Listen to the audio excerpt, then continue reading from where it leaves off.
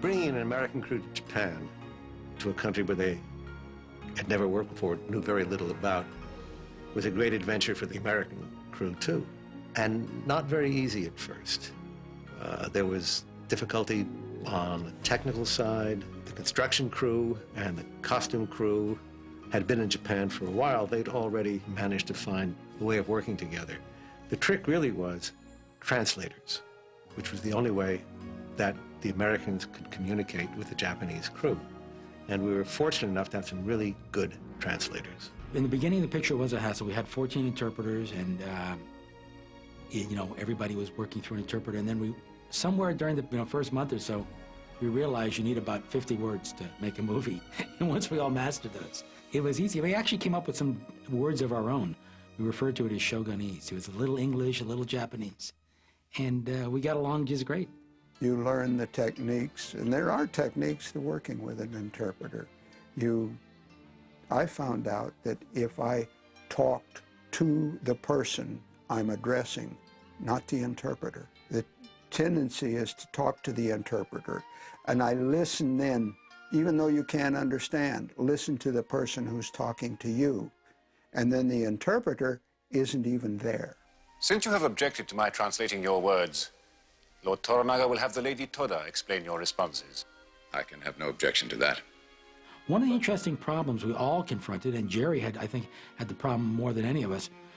Jerry's interpreter was a young Japanese woman, and Jerry would give an instruction to her, and then she would turn to the crew and give the instruction, and they wouldn't listen because they wouldn't take instruction from a woman. We tried to explain, this isn't her telling you what to do, it's Jerry telling you what to do. It took a while for them to buy that concept. We had to experiment with several interpreters to sort of deal with this gap. And very shortly after we started, it became quite evident that neither I nor Jerry were comfortable with the situation of going through interpreters. Something would always get lost in the translation. And it wasn't easy. It wasn't easy at all, because I think the Japanese felt that being a Japanese-based book, the whole production should have been Japanese. You know, that's what I felt the feedback was. But eventually we meshed, sort of. It never was beautifully meshed because two different cultures. Aren't you going to translate? I will explain everything to Lord Toranaga later. When he wishes to know something, he will ask. The whole Japanese culture sort of starts late and works late. And we, of course, start early and quit as early as we can, you know. So they come in 9 or 10 o'clock, and then, of course, everybody's got to have tea. And then they go to work, but they might be working there until 8 or 9 o'clock at night. I found it difficult to try to deal with a very large camera crew. I had to get used to the fact that unlike in the United States, the camera crew didn't consist of myself and the camera operator and the first assistant and the second assistant. Each camera in Japan had 6 assistants, and each 6th assistant had a certain function which not only was a function I couldn't quite understand, but it was a function that generally would not in the States be assigned to a member of the camera crew. Some of the Americans went home. I mean, I had an assistant director, a production manager, a prop man. They just said, it's too hard. I can't get what I want easily. And they left, and we had to replace them. It was a very tough job because of the fact that it isn't your normal way of living. I mean, you're living with some entirely different group of people. And they have their own ways of doing things, as we do. And as I said, we blended it in making the film. Is this the Japan's?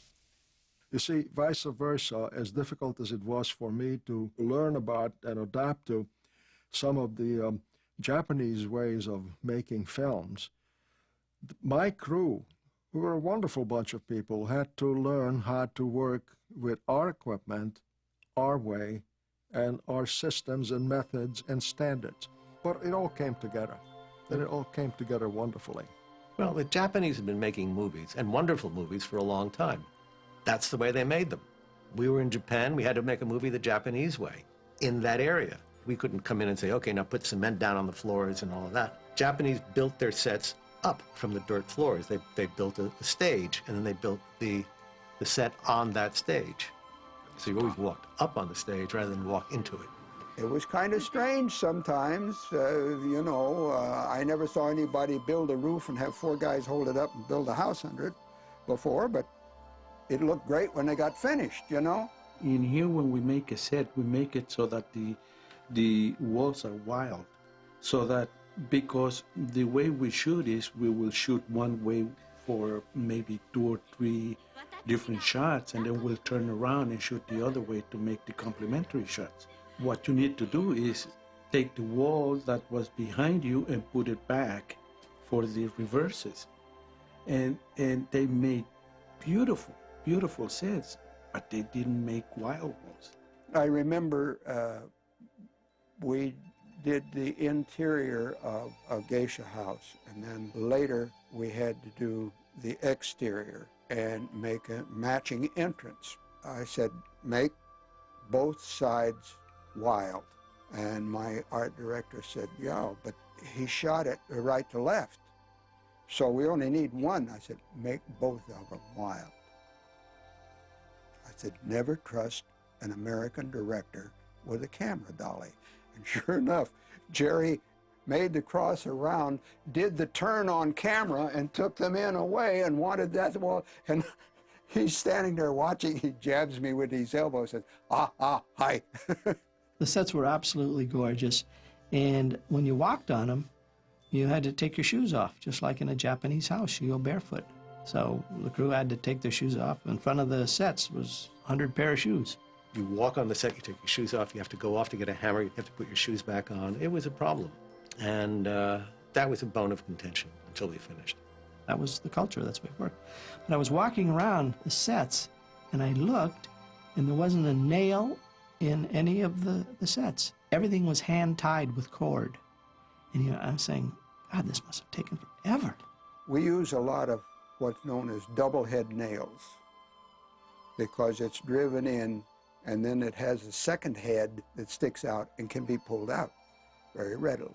See? So we had heard that you couldn't get double heads in Japan. So we went over with, like, I don't know, 10 pounds of 6s and 10 pounds of 8s. When we got over there, sure enough, they didn't know what the hell they were. And we said, well, how come you don't use them? Look, on the box, it says, made in Japan. And it did. And they were absolutely nonplussed. I know the sets are beautiful, but couldn't you save time? He said, no, we don't do it that way. I said, why? He says, because our fathers and their fathers, when they were in the movie business, this is the way they built the sets. And it's tradition. They did it because it was tradition. And I got to tell you, you could live in those sets that were so beautiful. Perfect. There was a problem in that because of our shifting schedule.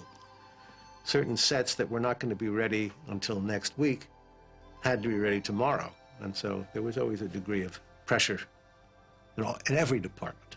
In Japan, Anjin-San, there are only Japanese ways. I told my guys when we went over, if they came to our country to make a picture, we would find out what they want, and then we would expect to design and build it the way we work. So I think we need to offer them the same courtesy. So I said, as long as it looks like what we want it to look like when it's finished, don't bug them. Let them do it their way. We brought over to Japan all these power tools. And the Japanese carpenters did not want to use them. They had their old their folding saws. It was like a great big pocket knife, right? You fold the saw out, and that's what they used. That's what they'd always used, and that's what they always wanted to use. And the power saws could just stay there. Nobody used them. So it was very difficult, and a lot of us dealt with it better than others.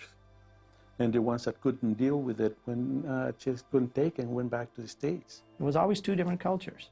But when you're making a film, the basis of working is how to make a good film So both sides had the same goal, make a good picture. And the clash of the cultures was secondary.